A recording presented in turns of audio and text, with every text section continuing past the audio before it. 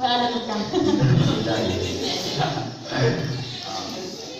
Kalau cukup kain, kita balut dulu lukanya. Tapi kalau cuma ini saja, langsung kita ikatkan saja. Ya, ini cari tengahnya. Pasti anak PTN sudah tahu. Yang tengah itu ditempel di bagian luka. Perlu diingat pemasangan misela itu dilakukan setelah proses perdarahan telah dihentikan. Jadi pertama-tama kita harus berhentikan dulu proses perdarahannya, kemudian kita lakukan pembalutan.